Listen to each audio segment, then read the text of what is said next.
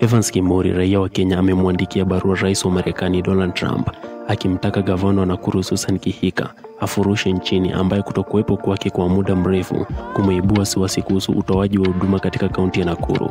Kulingana na Kimori, kutokuwepo kwa Kihika kumezua ombwe la uongozi na kuathiri utawala na huduma za umma katika kitengo kilichogatuliwa.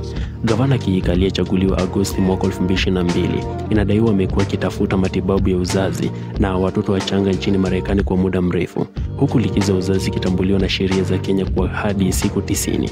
Amekuwa yupo kwa takriban miezi mitano, hivyo kusababisha ombwe la uongozi katika kaunti ya Nakuru, inasomeka sehemu ya barua ya Kimori. Kimori alizidi kumfahamisha Trump kuwa licha gavana huyo kusafiri nje ya nchi, wakazi wa Nakuru wamekuwa kihangaika kupata huduma za matibabu, hasa kufuatia kufungwa kwa hospitali ya War Memorial katika kaunti hiyo. Uamuzi wake wa kutafuta huduma za matibabu nje ya nchi unakuja baada ya utawala wake kuamuru kufungwa kwa hospitali ya War Memorial, kituo muhimu cha afya cha umma ambacho kimehudumia wakazi wa Nakuru tangu mwaka 1906. Kufungwa huku licha amri nyingi za mahakama kuamuru kufunguliwa tena kumeacha maelfu ya wakazi, hasa kina mama, watoto na wagonjwa wenye magonjwa sugu bila huduma muhimu za afya, Kimori aliongeza.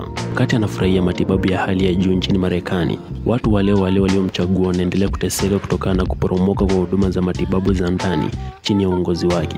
Zaidi ya hayo, Kimori alimtaka Trump kuingilia kati, akisema kuwa kutokuwepo kwa Kihika kwa muda mrefu kumezidisha kuzorota kwa huduma muhimu huko Nakuru, kiasi cha kupuuza majukumu yake licha kupokea mshahara mkubwa. Kihika, ambaye kutokuwepo kwake katika kaunti hiyo kumezua minong'ono mingi, hivi majuzi alinaswa kwenye picha zilizoshirikiwa na mjumbe wa bodi ya ukurugenzi wa kampuni ya Kenya Shipyards Limited, Millicent Omanga, baada ya kumtembelea Marekani. Zaidi ya hayo, gavana amekuwa akikabiliwa na vita vya kisheria katika kaunti yake, kuanzia usimamizi wa huduma za kaunti hadi masuala ya mazingira. Mnamo Februari 18, mahakama ya mazingira ya ardhi iliamuru Kihika kutumikia kifungo cha miezi 6 jela kwa kudharau agizo la mahakama alilokuwa amepewa.